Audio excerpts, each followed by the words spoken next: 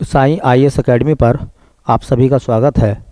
बच्चों, यह है करंट अफेयर्स की क्लास और ख़ास तरीके से 2023 के जो विशेष क्वेश्चन है वो इस क्लास में हमने मेंशन किए हैं, जो कि आपको एपीएस के एग्ज़ाम में और बाकी अन्य एग्ज़ामों में आने की पूरी संभावना है। महत्वपूर्ण सवाल हैं और इसी प्रकार के सवाल कमीशन मालूम करता है। ठीक है, तो बिना देर किए हम स्टार्ट करते हैं। बेटा, पहला सवाल देखिए।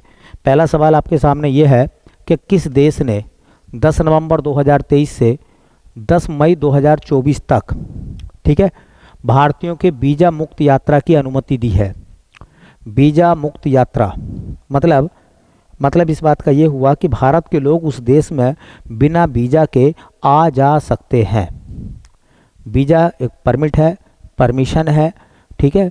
तो किसी भी मुल्क में जाना होता है तो उस देश का हमें वीज़ा लेना होता है। लेकिन एक देश ऐसा है जिसने नवंबर 2023 से और मई 2024 तक वीज़ा मुक्त यात्रा की अनुमति दे दी है। वो देश कौन सा है? ऑप्शन आपके सामने इस प्रकार हैं। इज़राइल है, रूस है, कतर है, थाईलैंड है। तो कौन सा देश हो सकता है? एक अनुमान आपको लगाना है। हालांकि चर्चा में इस समय इज़राइल भी है, चर्चा में इस समय रसिया भी रहता है, चर्चित देश कतर भी है, ठीक है, और थाईलैंड भी है। तो इसका सही आंसर आपको बताना है। तो बेटा, आपने सही आंसर इसका लगा लिया होगा। वैसे इसका सही आंसर है आपका थाईलैंड। ठीक है। तो नवंबर 2023 से मई 2024 तक वीज़ा मुक्त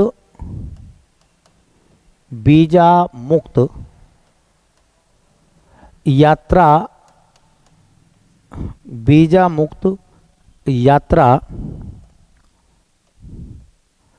की अनुमति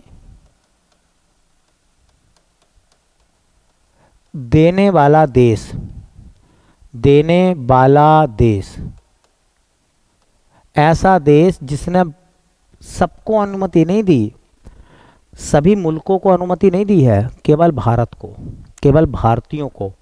तो ये भी याद रखें कि भारत के लोगों को वीज़ा फ्री यात्रा की परमिशन दी है एक देश ने, और उस देश का नाम है बेटा थाईलैंड। क्या नाम है? थाईलैंड। अब चूंकि थाईलैंड है तो आपको ये बातें तो थोड़ी समझनी पड़ेंगी कि जो थाईलैंड देश है जिसने नवंबर 2023 से मई 2024 तक भारत के लोगों को बिना वीज़ा की परमिशन दी है, वो है थाईलैंड। तो थाईलैंड की जो मुद्रा है वो क्या है भैया? थाईलैंड की मुद्रा है थाई बहत। क्या है? थाई बहत।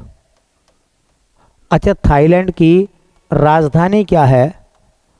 तो थाईलैंड की राजधानी है, वो है बेटा आपकी बैंकॉक। बैंकॉक थाईलैंड की राजधानी है। एक बैंकॉक से बहुत अच्छा सवाल बनने वाला है, मैं आपको इसी सवाल को आगे जोड़ देता हूँ। बैंकॉक में अभी 2023 में एशियाई एथलेटिक्स चैंपियनशिप हुई है। तो ये सवाल पूछ लेगा आपसे कि बताइए एशियाई एथलेटिक्स चैंपियनशिप 2023 का आयोजन कहाँ हुआ है? तो देश पूछेगा तो थाईलैंड है, और शहर पूछेगा तो बैंकॉक है। तो इसी बैंकॉक में आयोजन हुआ है किसका? इसी बैंकॉक में आयोजन हुआ है किसका? इसी बैंकॉक में आयोजन हुआ है किस चीज़ का? तो इस बैंकॉक में बेटा आयोजन हुआ है, देखिए, एशियाई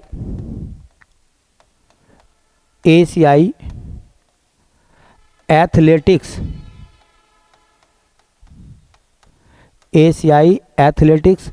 चैंपियनशिप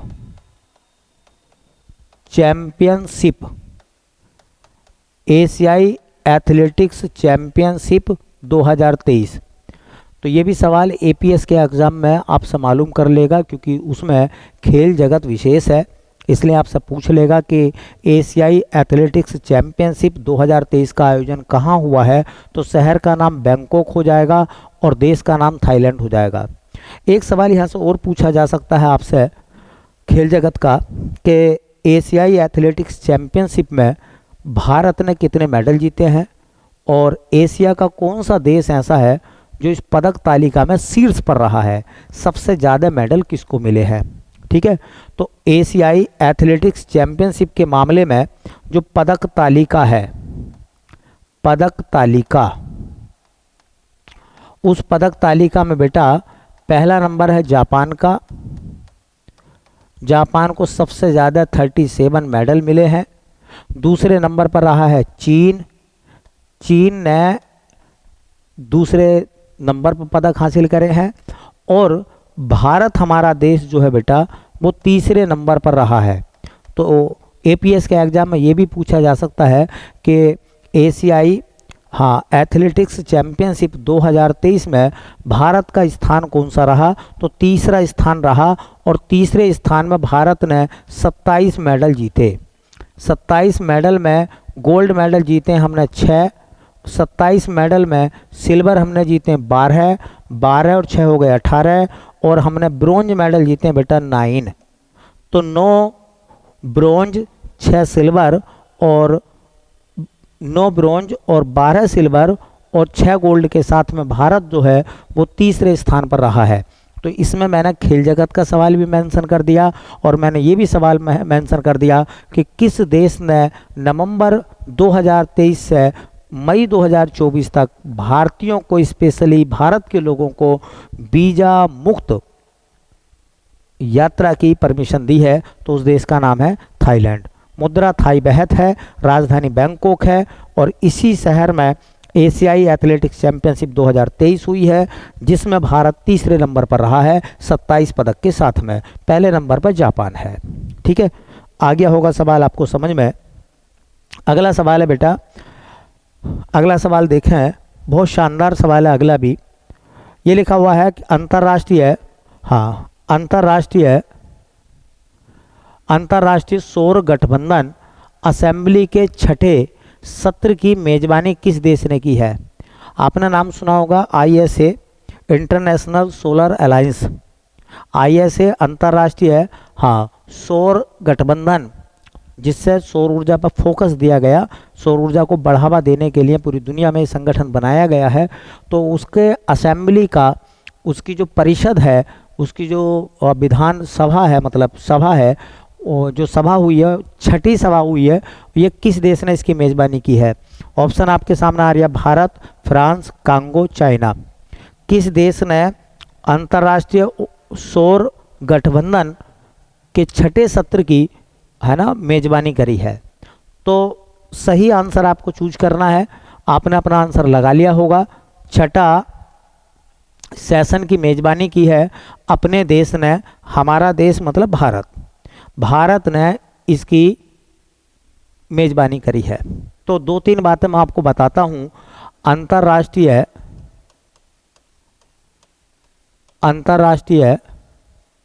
सौर गठबंधन, अंतर्राष्ट्रीय सौर गठबंधन, इसी को शॉर्टकट में ISA, इंटरनेशनल सोलर अलायंस कहते हैं। आपसे ये मालूम कर सकता है बेसिक जानकारी के रूप में कि इसकी स्थापना कब हुई थी। तो इसकी स्थापना हुई थी अंतर्राष्ट्रीय सोलर अलायंस की 2015 में। भारतीय प्रधानमंत्री नरेंद्र मोदी और फ्रांस के राष्ट्रपति इमैनुअल मैक्रों ने मिलकर अंतर्राष्ट्रीय सोलर अलायंस की स्थापना करी थी। ठीक है, तो इसके संस्थापकों में 2 देश हैं, भारत और फ्रांस। भारत की तरफ से भारतीय प्रधानमंत्री नरेंद्र मोदी थे और फ्रांस की तरफ से वहाँ के उस समय के राष्ट्रपति इमैनुअल मैक्रों शामिल थे। ठीक है, अंतर्राष्ट्रीय सोलर गठबंधन का मुख्यालय कहाँ बनाया गया है, ये सवाल UPPCS में पूछा गया था पहले, जब उस समय करंट में चर्चा में था। तो इसका हेडक्वार्टर है गुरुग्राम में। गुरुग्राम मतलब गुड़गांव, मतलब हरियाणा में, हरियाणा के गुरुग्राम में हरियाणा के गुड़गांव में जो है आईएसए का हेडक्वार्टर है ना। एक अच्छा सवाल आपसे मालूम कर सकता है कि इसमें कुल सदस्य अब तक कितने हो गए हैं, कुल सदस्य कितने हो गए हैं जो इसके वास्तविक सदस्य बन गए हैं, तो 94 सदस्य बन गए हैं इसके। एक सवाल जो ये करंट का सवाल है, ये पूछा जाएगा आपसे कि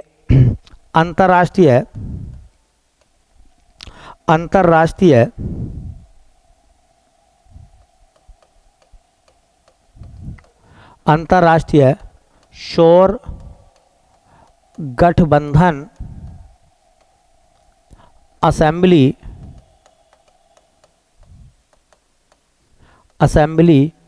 के छठे सत्र की मेजबानी अभी नवंबर के महीने में ही मेजबानी की गई है। तो मेजबानी की है भारत ने, और भारत के जिस शहर में इसकी बैठक हुई है वो है नई दिल्ली। तो ये भी तुमसे सवाल पूछ लेगा, शहर मालूम कर लेगा, ये क्वेश्चन भी आपसे मालूम कर लेगा शहर के रूप में। और वो इस तरीके से सवाल आपसे मालूम करेगा कि अंतर्राष्ट्रीय सौर गठबंधन के असेंबली की छठी बैठक जो है वो भारत के किस शहर में हुई है। ऑप्शन हो जाएंगे उस तरीके से उसके, नई दिल्ली, कलकत्ता, लखनऊ, बनारस, इस तरीके से। तो कहाँ बैठक हुई है भारत में, भारत में भी कहाँ हुई है, नई दिल्ली में। तो बहुत शानदार सवाल है ना। एपीएस के एग्ज़ाम में या तमाम कंपटीशन के एग्ज़ाम में जो मीटिंग होती है इंटरनेशनल लेवल की, वो अक्सर उनके स्थान भी पूछ लिए जाते हैं और देश पूछ लिए जाते हैं।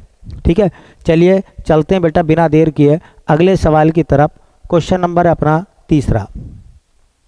कह रहे हैं कि प्रधानमंत्री ने राष्ट्रीय एकता दिवस के अवसर पर, राष्ट्रीय एकता दिवस मतलब 31 अक्टूबर को मनाया जाता है, सरदार वल्लभ भाई पटेल की जयंती है, उनका जन्म दिवस है ना, के अवसर पर निम्न में से किसकी शुरुआत की। भारत की धरोहर, भारत की युवा, मेरा युवा भारत मतलब माई भारत, और इनमें से कोई नहीं। तो कौन सा, हाँ, किसकी स्थापना करिए, किसकी शुरुआत हुई है, तो ऑप्शन सी है बेटा इसका, और उसका नाम है देखिए मेरा युवा भारत माई भारत। हाँ, इसकी शुरुआत करी है भारत के प्रधानमंत्री ने। ये शुरू कब किया है, तो शुरू किया है बेटा 31 अक्टूबर को। अच्छा, 31 अक्टूबर को 2023 में इसको शुरू किया गया है। 31 अक्टूबर को कौन सा दिवस हम लोग मनाते हैं, तो राष्ट्रीय एकता दिवस। क्या मनाते हैं हम, राष्ट्रीय एकता दिवस। और ये जो राष्ट्रीय एकता दिवस है बेटा, सब बच्चों को पता होगा कि राष्ट्रीय एकता दिवस जो है वो किसका जन्म दिवस है, तो लौह पुरुष सरदार वल्लभ भाई पटेल का जन्म दिवस है राष्ट्रीय एकता दिवस के रूप में। किस मंत्रालय ने इसको शुरू करा है, तो जो मंत्रालय इससे अटैच है, जिस मंत्रालय ने इसको शुरू करा है वो है युवा मामले और खेल मंत्रालय। कौन सा मंत्रालय है, युवा मामले और खेल मंत्रालय, और खेल मंत्रालय ने हाँ इसको शुरू करा है।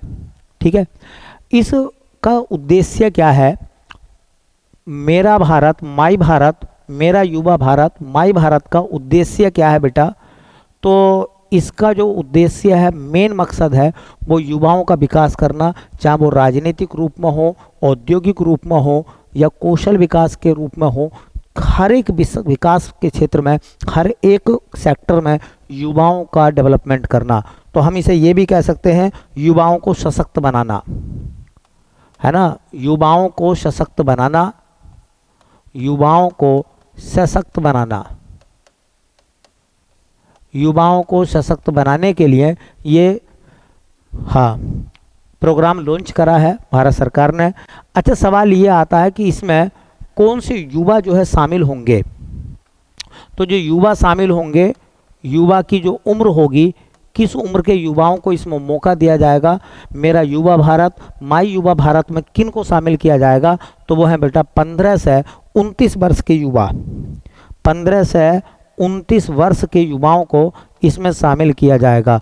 तो मेरे हिसाब से एपीएस जैसे एग्ज़ाम में और बाकी विविध जो एग्ज़ाम होंगे अलग अलग, उन एग्ज़ामों में ये आपके लिए बहुत अच्छा सवाल है। हालांकि सभी सवाल यहाँ बहुत अच्छे लिखे हैं मैंने, लेकिन फिर भी ये जो क्वेश्चन है इसके आने की पूरी संभावना है। बहुत अच्छा सवाल है। पूछा जा सकता है कि राष्ट्रीय एकता दिवस के मौके पर भारत के प्रधानमंत्री ने कौन से प्रोग्राम को लॉन्च करा है, तो उसका नाम है मेरा युवा भारत, माई भारत भी कहते हैं जिसको, है ना, राष्ट्रीय एकता दिवस के मौके पर। ठीक है, तो चलिए बेटा नेक्स्ट क्वेश्चन की तरफ चलते हैं। अगला सवाल है अपना कि यूनेस्को ने विश्व शहर दिवस के अवसर पर, विश्व शहर दिवस के अवसर पर भारत विश्व शहर दिवस के अवसर पर, विश्व शहर दिवस के अवसर पर, ये यहाँ भारत नहीं है, ये गलत है लिखा हुआ। विश्व शहर दिवस के अवसर पर विश्व के 55 शहरों को UNESCO creative cities network UCCN, UNESCO creative cities network मतलब यूनेस्को की तरफ से रचनात्मक शहर में शामिल किया है। इनमें से कितने शहर भारत के हैं? ये तो आपने सुना भी होगा कि यूनेस्को की विश्व धरोहर सूची में भारत के 2 स्थल शामिल हुए हैं, वो अलग हैं, वो अलग हैं। 2 स्थल जो आप समझ रहे हैं वो अलग हैं। यह है UNESCO creative cities network, UNESCO के ऐसे शहर जो रचनात्मक कार्यों के लिए जाने जाते हैं, वो शहर हैं। ठीक है, तो कितने शहर शामिल हुए हैं? देखिए यूनेस्को, बहुत शानदार सवाल है, हो सकता है कि पेपर में आपको ये वैसे चिपका हुआ मिले। हाँ, यूनेस्को क्रिएटिव का मतलब होता है रचनात्मक, यूनेस्को क्रिएटिव सिटीज नेटवर्क इसे कहते हैं UCCN, UNESCO creative cities network.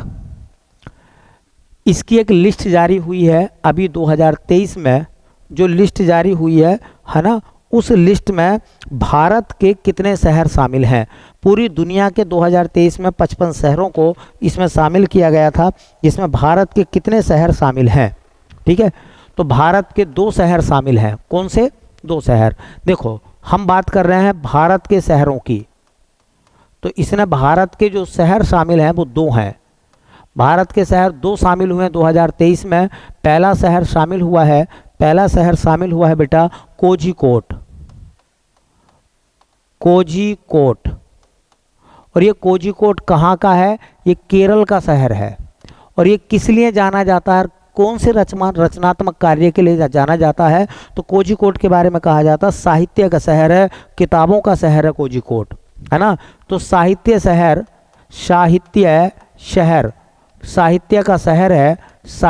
शहर है कोझिकोड। और इसी कोझिकोड को यूनेस्को ने, भारत के इस कोझिकोड शहर को यूनेस्को ने अपने यूनेस्को क्रिएटिव सिटीज नेटवर्क में शामिल किया है। तो एक तो ये हो गया। और दूसरा शहर है ग्वालियर। दूसरा शहर जो शामिल हुआ है वो ग्वालियर है। ग्वालियर कहाँ का शहर है बेटा? तो ग्वालियर है मध्य प्रदेश का शहर। और ग्वालियर किस लिए जाना जाता है? तो ग्वालियर फेमस है संगीत के लिए। आपको पता होगा संगीत का बहुत बड़ा सितारा तानसेन, संगीत का बहुत बड़ा सितारा बैजू बावरा, वो दोनों कहाँ से थे? ग्वालियर से थे। तो ग्वालियर घराना भी है, संगीत के लिए जाना जाता है। तो कोझिकोड ग्वालियर को यूनेस्को की क्रिएटिव सिटीज नेटवर्क श्रेणी में शामिल करे गए हैं 2 शहर। अब अगर हम बात करें, ये तो 2023 में शामिल हुए हैं, 2023 के में शामिल हुए हैं अभी इस साल बेटा। बहुत अच्छा सवाल है, पेपर में यहाँ से आपको चीज़ें मिलेंगी, ये तय बात है।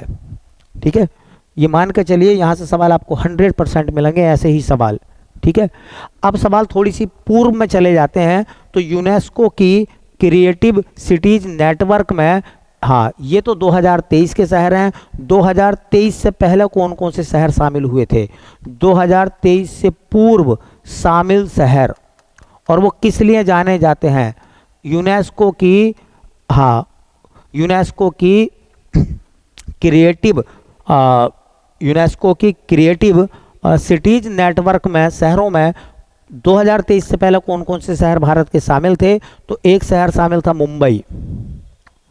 और आप सब जानते हैं कि मुंबई जो है वो फिल्मों के लिए फेमस है, फिल्मों के लिए जाना जाता है।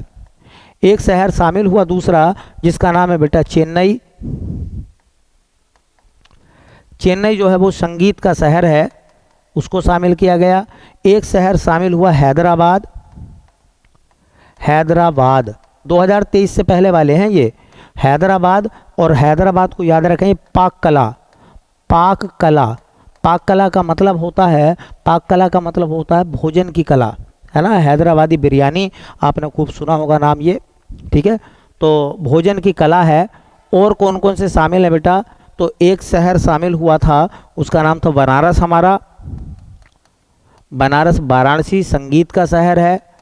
बनारस कहाँ का? बनारस घराना सुना होगा, संगीत का है। एक शहर शामिल हुआ जयपुर। जयपुर को शामिल किया गया। और जयपुर जो है वो शिल्प और लोक कला का है। शिल्प व लोक कला, शिल्प व लोक कला के लिए हाँ फेमस है। कौन सा? जयपुर। और एक शहर शामिल हुआ श्रीनगर। श्रीनगर, और श्रीनगर को भी शिल्प व लोक कला के मामले में यूनेस्को की यूनेस्को की क्रिएटिव सिटीज़ नेटवर्क में शामिल किया गया। तो अगर हम बात करें तो यूनेस्को के 3 ये हो गए, 3 6 और 2 8। अब तक यूनेस्को की क्रिएटिव सिटीज़ नेटवर्क में भारत के 8 शहर शामिल हो चुके हैं सामान्यतः, जिनमें से 2 इस बार शामिल हुए हैं, एक कोझिकोड और एक ग्वालियर। कोझिकोड और ग्वालियर वाला सवाल मेरी नज़र में पूछा जाएगा, है ना। साहित्य का शहर है कोझिकोड और संगीत का शहर है ग्वालियर, ठीक है। चलते हैं बेटा नेक्स्ट क्वेश्चन की तरफ। बहुत शानदार सवाल है पेपर के लिए, बहुत आपकी मदद होगी इन सवालों से। नवंबर 2023 में भूटान नरेश जिग्मे खेसर नामग्याल वांगचुक, भूटान के राजा का नाम है, ने किस भारतीय मंदिर का भ्रमण किया? एक्चुअल में क्या हुआ था, अभी भूटान के जो राजा हैं जिग्मे खेसर नामग्याल वांगचुक, वो भारत की यात्रा पर आए थे। तो जब उन्होंने अपनी यात्रा प्रारंभ करी तो भारत के एक मंदिर से उन्होंने यात्रा प्रारंभ की थी। तो वो किस मंदिर में गए थे? ऑप्शन आपके सामने है, राम मंदिर अयोध्या वाला, कामाख्या मंदिर असम गुवाहाटी वाला, बृहदीश्वर मंदिर तंजौर वाला, और जगन्नाथ मंदिर उड़ीसा वाला, पूरी उड़ीसा में। ये सबको पता होगा कि मंदिर कहाँ कहाँ है, ठीक है। तो उन्होंने जिस मंदिर से अपनी यात्रा प्रारंभ करी थी बेटा, उस मंदिर का जो नाम है, उस मंदिर का नाम है बेटा, उस मंदिर का नाम है कामाख्या मंदिर। क्या नाम है? कामाख्या मंदिर। और यहीं से उन्होंने अपनी यात्रा प्रारंभ करी थी, भारत की यात्रा प्रारंभ करी थी भूटान के राजा ने, नाम है जिनका जिग्मे खेसर नामग्याल वांगचुक, ठीक है। तो ये मंदिर कहाँ है? तो ये गुवाहाटी में है। गुवाहाटी, गुवाहाटी असम में है, असम के गुवाहाटी में। ये जो मंदिर है ये किसको समर्पित है, मतलब किसका मंदिर है ये? तो ये मंदिर जो है वो समर्पित है माँ पार्वती को, माँ पार्वती या माँ दुर्गा या माँ सती, माँ सती को समर्पित है ये मंदिर। और इसी मंदिर के प्रांगण में एक मेला भी लगता है, उस मेले का नाम है अम्बुबाची मेला। क्या नाम है? अम्बुबाची मेला। अम्बुबाची मेला असम के गुवाहाटी में लगता है, और जिस मंदिर के प्रांगण में लगता है बेटा उसका नाम है कामाख्या मंदिर। क्या नाम है? कामाख्या मंदिर। और इसी मंदिर से, असम के इसी मंदिर से जिग्मे खेसर नामग्याल वांगचुक ने अपनी यात्रा प्रारंभ करी थी, ठीक है। अभी पीछे वो आए थे, कहाँ आए थे? भारत में आए थे वो। चलिए बेटा अगला सवाल सुनते हैं। कह रहे हैं कि आईआईटी मद्रास ने किस देश में अपना पहला अंतर्राष्ट्रीय परिसर स्थापित किया है? आईआईटी मद्रास का अंतर्राष्ट्रीय परिसर मतलब इंटरनेशनल कैंपस भारत के बाहर उन्होंने स्थापित करा है। कहाँ स्थापित करा है? तंजानिया में, सूडान में, मोजाम्बिक में या कांगो में, ठीक है। तो इसका सही आंसर है बेटा, उन्होंने जो अपना अंतर्राष्ट्रीय कैंपस स्थापित किया है, परिसर स्थापित किया, वो है तंजानिया में। कहाँ? तंजानिया में, ठीक है। ये जो तंजानिया है, हाँ ये जो तंजानिया है, इसकी जो कैपिटल है वो है डोडोमा। तंजानिया की राजधानी डोडोमा है। तंजानिया का एक शहर है जिसका नाम है जंजीबार। क्या नाम बेटा? जंजीबार। तंजानिया का शहर है, हाँ लोंग के लिए फेमस है। लोंग जो मसालों में इस्तेमाल होती है, लौंग का शहर जंजीबार, द्वीप है ये, ठीक है। और इसी जंजीबार शहर में आईआईटी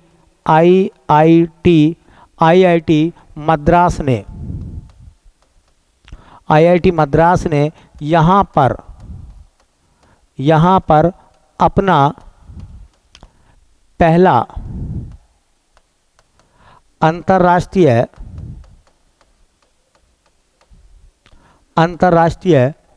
परिसर स्थापित किया है। परिसर स्थापित किया है कहाँ? जंजीबार में। तो शहर पूछेंगे जंजीबार, और अगर देश पूछेंगे तो आएगा बेटा तंजानिया।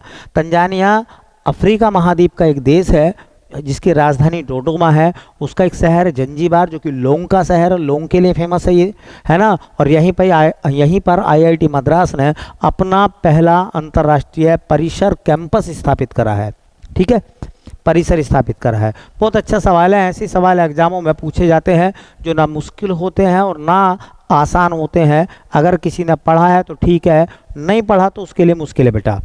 अगला क्वेश्चन सुन लीजिए, बहुत अच्छा सवाल है। कालेश्वरम लिफ्ट सिंचाई परियोजना किस राज्य में स्थित है? हालांकि ये इंजीनियरिंग को लेकर, कुछ चीज़ों को लेकर विवाद में रही है, सुर्खियों में रही है, इसलिए पूछ लेंगे कि कालेश्वरम लिफ्ट सिंचाई परियोजना किस राज्य में है? आंध्र प्रदेश में है, तेलंगाना में है जो चर्चा में चला है, कर्नाटक में है, या तमिलनाडु में है, ठीक है। तो मैं आपको बता दूं बेटा इसका आंसर, ये परियोजना आती है आपकी तेलंगाना में। नाम याद रखना, कालेश्वरम लिफ्ट सिंचाई परियोजना।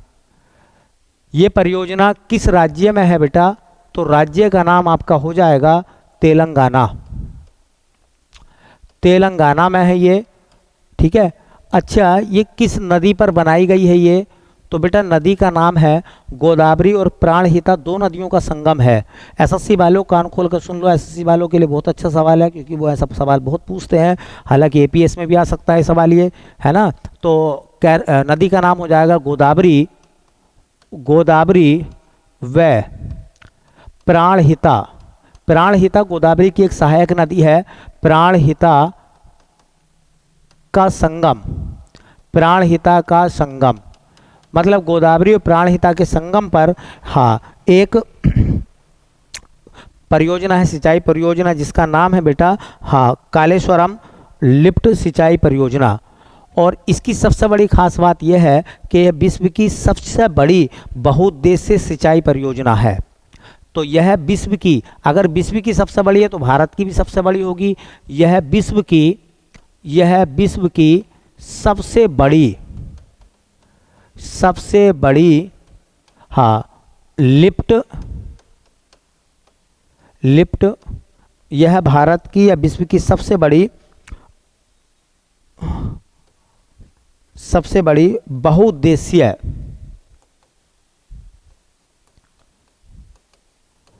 बहुउद्देशीय सिंचाई परियोजना है। सिंचाई परियोजना है। बहुत अच्छा सवाल बनेगा। राज्य याद रखें तेलंगाना, और ये भी याद रखें कि नदी का नाम गोदावरी और प्राणहिता के संगम पर है। कालेश्वरम लिफ्ट सिंचाई परियोजना दुनिया की सबसे बड़ी है ये। अगला सवाल सुन लीजिए, बहुत अच्छा सवाल है। स्टैचू ऑफ नॉलेज कहाँ है? स्टैचू ऑफ नॉलेज कहाँ है? केरल में, मध्य प्रदेश में, उत्तर प्रदेश में, महाराष्ट्र में। स्टैचू ऑफ नॉलेज कहाँ है? एक बहुत अच्छा सवाल है। स्टैचू ऑफ नॉलेज कहाँ है? तो बेटा स्टैचू ऑफ नॉलेज है महाराष्ट्र में। तो स्टैचू ऑफ नॉलेज ये कहाँ है, किस स्थान पर है? तो स्थान का नाम हो जाएगा, महाराष्ट्र का एक जिला पड़ता है लातूर। कहाँ है? लातूर। लातूर कहाँ का एक जिला है? महाराष्ट्र का। तो महाराष्ट्र के लातूर जिले में स्टैचू ऑफ नॉलेज है, ठीक है। अच्छा, एक सवाल बन जाएगा कि जो स्टैचू ऑफ नॉलेज है ये किसकी प्रतिमा है? ये किसकी प्रतिमा है? तो डॉक्टर, हाँ, बाबा साहेब भीमराव अंबेडकर। डॉक्टर बाबा साहेब भीमराव अंबेडकर। डॉक्टर बाबा साहेब भीमराव अंबेडकर की प्रतिमा है, ये कहाँ है, लातूर में। और इसका नाम क्या है, स्टैचू ऑफ नॉलेज। आपसे सिर्फ इतना पूछ लेंगे कि स्टैचू ऑफ नॉलेज कहाँ है, आपसे इतना पूछ लेंगे कि स्टैचू ऑफ नॉलेज जो है वो किसकी एक प्रतिमा है ना। तो डॉक्टर बाबा साहेब भीमराव अंबेडकर। बहुत शानदार सवाल है, पेपर में ज़्यादा आपको पढ़ना भी नहीं पड़ेगा, और आपको पेपर में जब ये सवाल आ जाएगा तो है ना, तो आपको आनंद आएगा, मज़ा आएगा आपको। ठीक है, चलिए अगला सवाल देखते हैं बेटा। बहुत छोटे छोटे क्वेश्चन है लेकिन अच्छे सवाल हैं। सवाल यह है कि देखिए, राष्ट्रपति द्रौपदी मुर्मू ने किस शहर में संविधान उद्यान का उद्घाटन किया। संविधान उद्यान, संविधान पार्क, संविधान उद्यान का उद्घाटन राष्ट्रपति द्रौपदी मुर्मू ने किया है। वो है कहाँ, नई दिल्ली में, लखनऊ में, जयपुर में, बेंगलुरु में। तो बेटा वो है जयपुर में। संविधान उद्यान कहाँ है, किस स्थान पर है संविधान उद्यान, तो स्थान का नाम हो जाएगा बेटा जयपुर। जयपुर को पिंक सिटी कहते हैं, और राजधानी है किसकी, राजस्थान की। ठीक है, इस संविधान उद्यान का उद्घाटन किसने करा, तो बेटा इसका उद्घाटन करा हमारी राष्ट्रपति द्रौपदी मुर्मू। द्रौपदी मुर्मू ने इसका उद्घाटन करा है। ठीक है, छोटा सा सवाल है, पिन की तरह है, एग्जाम में आएगा, मिल जाएगा तो आप उछल जाएंगे। ठीक है, ना ज़्यादा पढ़ने की ज़रूरत है, ना ज़्यादा रट्टा मारने की ज़रूरत है। ऐसी सवाल जो है, फैक्ट के सवाल जो है वो मालूम करता है एग्जामिनर। बहुत अच्छा सवाल है। चलिए टॉप 10 क्लास में आज का अंतिम सवाल देख रहे हैं कि राष्ट्रीय जलवायु सम्मेलन 2023 का आयोजन कहाँ किया गया। राष्ट्रीय जलवायु सम्मेलन 2023 का आयोजन कहाँ किया गया। बहुत शानदार सवाल है, बहुत ही शानदार सवाल है। लखनऊ, कानपुर, नई दिल्ली, देहरादून। राष्ट्रीय जलवायु सम्मेलन 2023 का आयोजन कहाँ हुआ था, तो राष्ट्रीय जलवायु सम्मेलन 2023 का आयोजन, तो बेटा यह आयोजन हुआ है नवाबों के शहर लखनऊ में, नजाकत और नसाफत के शहर लखनऊ में, अदब के शहर लखनऊ में। ठीक है, ये आयोजन हुआ है। इसका आयोजन कहाँ हुआ है, राष्ट्रीय जलवायु सम्मेलन 2023 कहाँ हुआ है, लखनऊ में इसका आयोजन हुआ था। लखनऊ में अप्रैल के महीने में इसका आयोजन हुआ था। किस समय पर, तो समय तकरीबन आप कह सकते हैं अप्रैल 2023 में इसका आयोजन हुआ था, अप्रैल 2023 में। ठीक है, अप्रैल 2023 में इसका आयोजन हुआ था। बहुत शानदार सवाल है, एग्जामिनर आपसे जो है मालूम कर लेगा। ठीक है, तो बेटा ये 10 सवाल हो गए, फिर देखते हैं अगली क्लास में, है ना। और आप याद करते रहिए, चीज़ों को देखते रहिए, बहुत हल्की हल्की चीज़ें हैं, एग्ज़ाम में आपको बहुत हेल्पफुल होंगी, आपकी बहुत मदद करेंगी। ठीक है, इस उम्मीद के साथ कि आपको चीज़ें समझ में आई होंगी। मिलते हैं फिर नेक्स्ट क्लास में, तब तक के लिए बहुत बहुत धन्यवाद।